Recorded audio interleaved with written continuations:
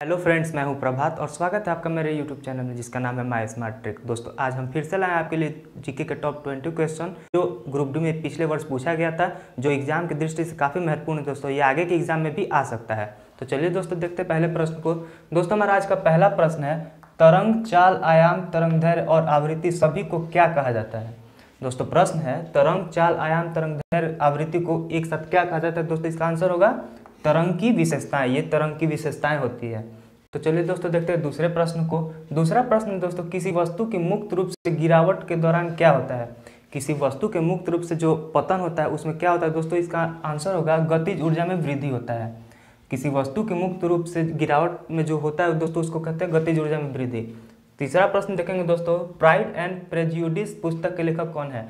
Pride and prejudice पुस्तक के लेखक कौन है। दोस्तों इसका आंसर होगा जेन ऑस्टेन। दोस्तों ये भी प्रश्न काफी महत्वपूर्ण है, इसको याद कर लीजिएगा। चौथा प्रश्न देखेंगे दोस्तों, पांच जगत प्रणाली में वर्गीकरण का मुख्य आधार क्या होता है। पांच जगत प्रणाली में वर्गीकरण का जो मुख्य आधार होता है दोस्तों वो है पोषण। तो चलिए दोस्तों बढ़ते हैं अगले प्रश्न की तरफ। दोस्तों हमारा पांचवा प्रश्न है, आवृत्ति 10 हर्ट्ज की एक कंपन वस्तु समयावधि क्या होता है। आवृत्ति 10 हर्ट्ज की एक कंपन वस्तु की समयावधि क्या होता है। दोस्तों इसका आंसर होगा 0.1 सेकंड। दोस्तों इसको निकालते कैसे हैं, इसका जैसे कि ऊपर में एक रख के और नीचे में ये जो हर्ट्ज दिया रहता है उससे भाग दे देते हैं, तो इसका आंसर दोस्तों आ जाता है। ठीक है, तो देखते हैं दोस्तों छठे प्रश्न को। दोस्तों हमारा छठा प्रश्न है, एक तत्व का परमाणु क्रमांक 17 है, आधुनिक आवर्त सारणी में इसका स्थान क्या है। एक तत्व है जिसका परमाणु भार 17 है, आधुनिक आवर्त सारणी में इसका स्थान क्या है। दोस्तों इसका आंसर होगा आवर्त 3 और समूह 17। इसका आंसर होगा दोस्तों आवर्त 3 और समूह 17। दोस्तों इससे एक और प्रश्न आता है एग्जाम में, आधुनिक आवर्त सारणी का जो प्रतिपादन किया था वो किसने किया था। दोस्तों इसका आंसर होगा मोसले ने किया था और सन 1913 ईस्वी में किया था। तो चलिए दोस्तों देखते हैं सातवें प्रश्न को। ऊपरी प्रणोद और भार खाली स्थान प्रयुक्त होते हैं। ऊपरी प्रणोद और भार कहाँ प्रयुक्त होते हैं। दोस्तों इसका आंसर होगा विपरीत दिशा में। दोस्तों हमारा आठवां प्रश्न है, आधुनिक आवर्त सारणी में तत्वों को किसके अनुसार व्यवस्थित किया गया है। दोस्तों अभी एक प्रश्न इससे और पूछा था, मैंने बताया था कि आधुनिक आवर्त सारणी का जो प्रतिपादन किया था वो किसने किया था। दोस्तों इसका आंसर होगा मोसले ने किया था, सन 1913 ईस्वी में किया था। और दोस्तों ये प्रश्न है, आधुनिक आवर्त सारणी में तत्वों को किसके अनुसार व्यवस्थित किया गया है। तो दोस्तों इसका आंसर होगा परमाणु संख्या में बढ़ते क्रम के अनुसार। इसका आंसर होगा दोस्तों परमाणु संख्या में बढ़ते क्रम के अनुसार। दोस्तों हमारा 9वां प्रश्न है, पौमेल घोड़ा शब्द किस खेल से संबंधित है। पौमेल घोड़ा शब्द किस खेल से संबंधित है। दोस्तों इसका आंसर होगा जिम्नास्टिक से। 10वां प्रश्न देखेंगे दोस्तों, ये प्रश्न काफी महत्वपूर्ण है, इसको ध्यान से देखेंगे। 40 केजी द्रव्यमान की एक वस्तु को जमीन से 5 मीटर की ऊंचाई पर ऊपर उठाया गया, इसकी स्थितिज ऊर्जा क्या है। दोस्तों यहाँ पे स्थितिज ऊर्जा का मान पूछ रहा है कि क्या होगा। दोस्तों इसका आंसर होगा 2000 जूल।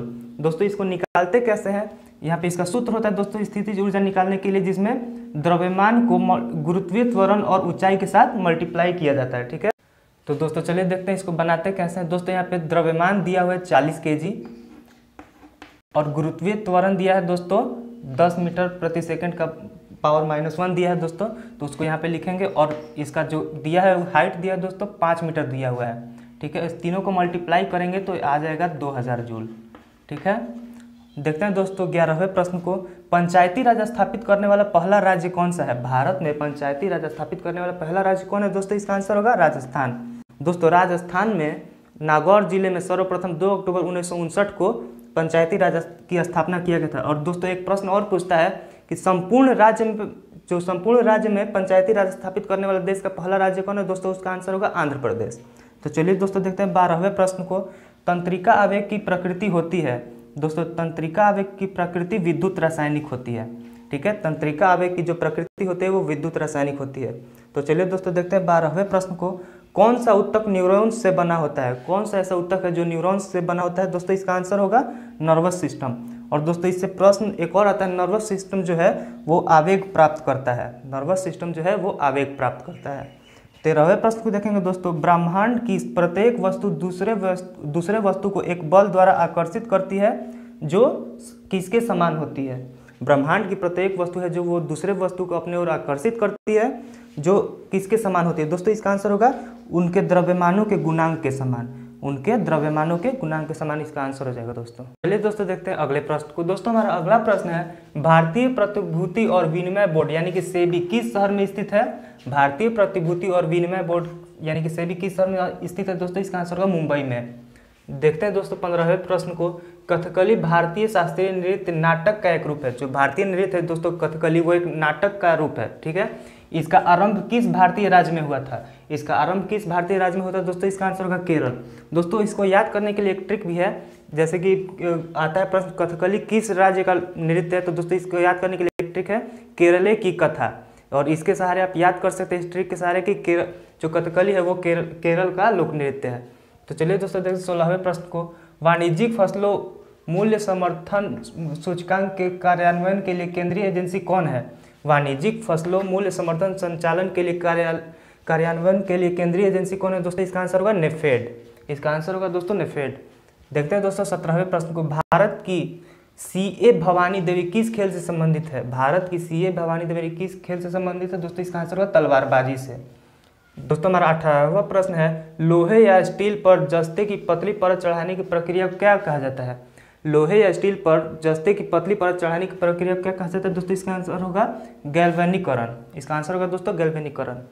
देखते हैं दोस्तों 19वें प्रश्न को। भारत के जंगली जीवन के संदर्भ में उड़न लोमड़ी कौन है? भारत के जंगली जीवन के संदर्भ में उड़न लोमड़ी कौन है दोस्तों? इसका आंसर होगा चमगादड़। 20वें प्रश्न को देखेंगे दोस्तों। राष्ट्रमंडल खेल किस वर्ष शुरू हुआ?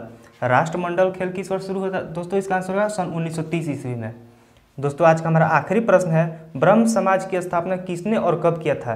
ब्रह्म समाज की स्थापना किसने और कब किया था दोस्तों? इसका आंसर होगा राजा राम मोहन राय ने सन 1828 ईस्वी में ब्रह्म समाज की स्थापना कलकत्ता में किया था, ठीक है। इसका आंसर होगा राजा राम मोहन राय ने सन 1828 ईस्वी में कलकत्ता में ब्रह्म समाज की स्थापना किया था। तो दोस्तों आज के वीडियो में बस इतना ही। उम्मीद करता हूँ आपको वीडियो काफ़ी पसंद आई होगी। अगर आपको वीडियो पसंद आई है तो प्लीज़ मेरे चैनल को सब्सक्राइब करें, वीडियो को लाइक करें और बगल में बने बेल आइकन को प्रेस करें। Thank you.